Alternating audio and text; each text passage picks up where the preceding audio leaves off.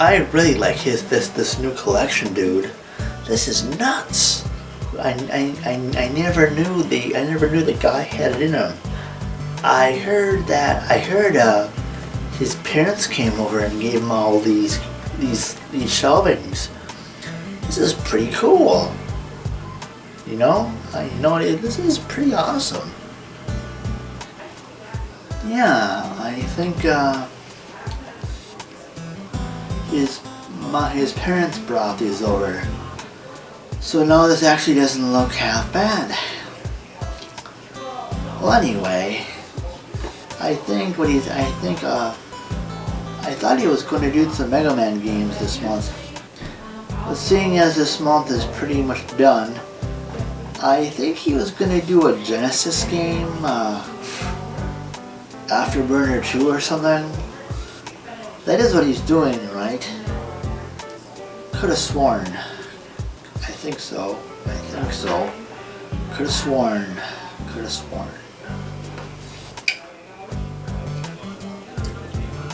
Yeah, I know. I think he's. I thought he was gonna do some Mega Man games or something, but I guess something happened, and I think he's doing Afterburner 2 or Afterburner something for the Genesis. I think, just to make up for that. So that's what I think he's doing. That's what I heard he was doing anyway.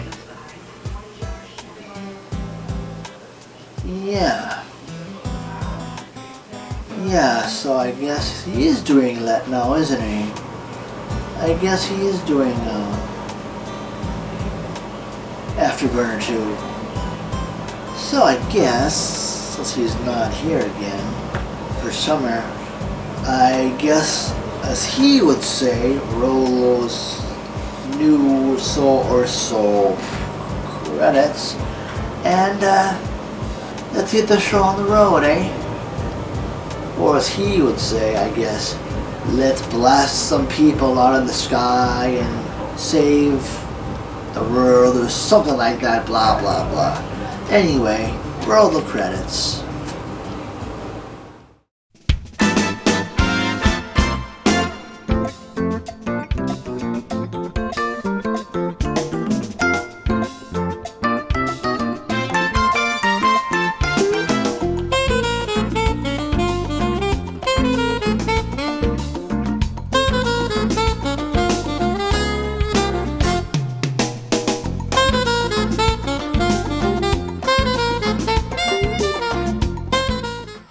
Afterburner 2 was released in 1990 for the Sega Genesis.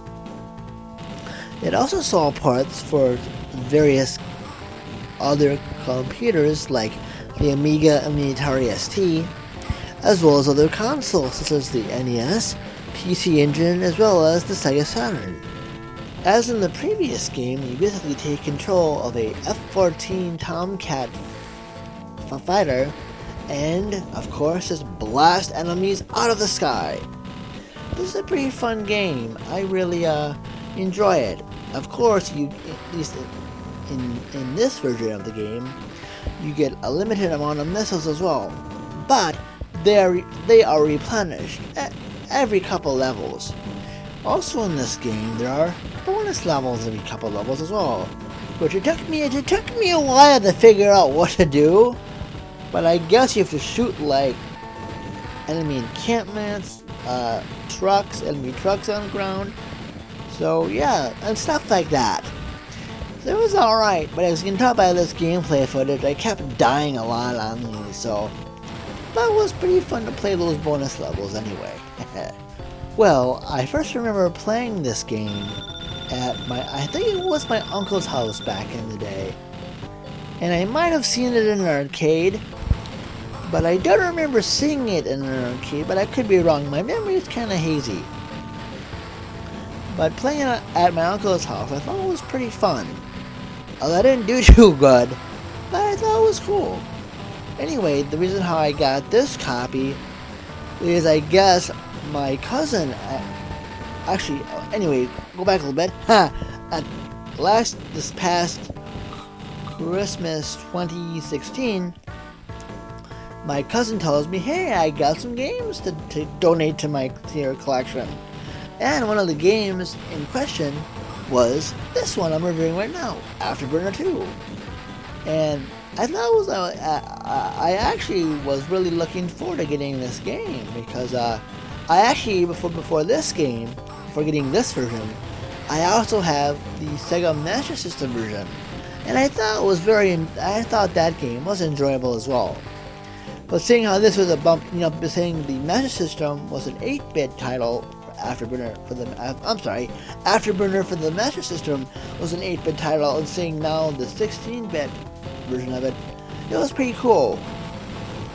And also what's funny is, after I got this one, this Genesis version, I actually got from eBay the Sega Saturn version, although I got the import version, as I think that this game is part of the Sega Ages collection on the Saturn, and for the North American version, it's not packaged.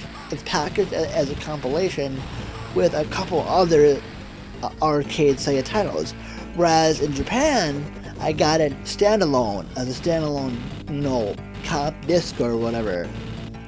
I thought it was cool. I'm really happy I was able to pick all three of these versions up. But though the Master System and the Sega Saturn versions, I'll probably do. I should say I shouldn't do. I probably won't be doing a review of them at a later time, just because they're pretty much the same between versions. But I might find a way to do some kind of comparison or what have you. If you want to pick this game up, I believe it is on the 3DS. If you want it on a modern console, but I believe my Sega Saturn copy of Afterburner 2 wasn't too expensive. It was only about $20 or $30, I think. Although it varies, and also to know this, I think the previous version, the first Afterburner, also was released on the 32X, and that also is about not too badly priced. But if you do find your way, if you do buy this game, it's a really fun arcade on rails shooter. And yeah, that's about all I can say about that. I'm sorry this review goes a little bit shorter, but there's actually not much to say. But it is a fun game. If you like arcade games like this, you'll enjoy it. So I'll give my recommendation scale of recommended.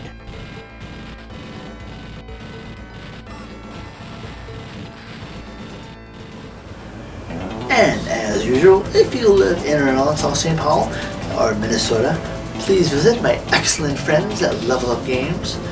Their place, what they look like, is there.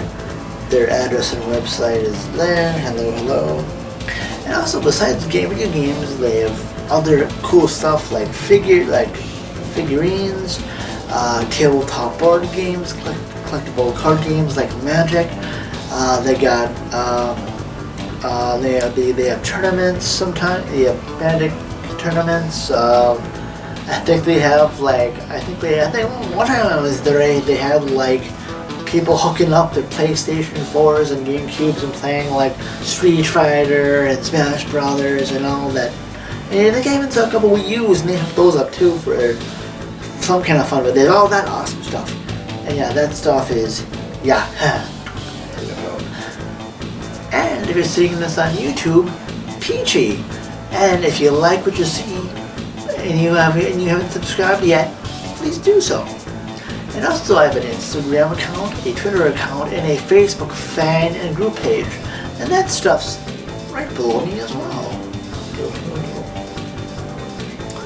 Well, anyway, thank you so much for watching, and stay tuned for another episode of Power Up.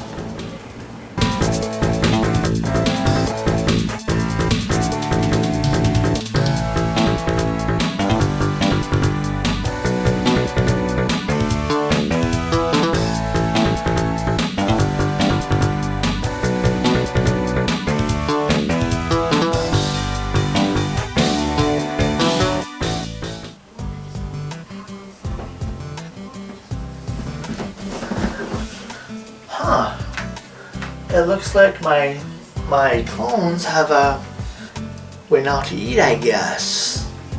I saw the note they left upstairs. They're quite hungry. But anyway, wow, what a fantastic episode this was. Although I would have loved to do the, my original thing of doing the Mega Man games, but those will be for the next 2 episodes. So I plan to do Mega Man 7 and Mega Man and Bass. Well, anyway, it's a good thing. I better not wait too long. Otherwise, you never know there'd be unless I don't want Mega Man himself to Megabus me or whatever. Like, it would be kind of weird if, like, his classic music played and he teleported somewhere around here, you know.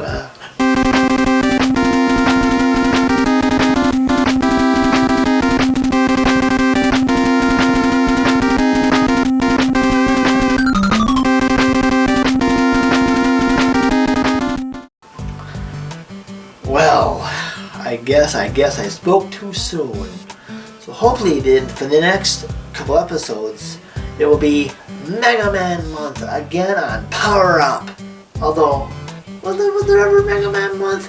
Well, I know I did a couple of the Mega Man games, but I did them like once a month or something like that. Well, anyway, I plan to do Mega Man 7 and Mega Man and Bass for the Super Nintendo. Well, anyway, I guess that wraps it up for this episode. I wish you all an excellent day or night, depending on when you watch this, and of course, my usual, stay tuned for the next episode of Power Up, and happy gaming!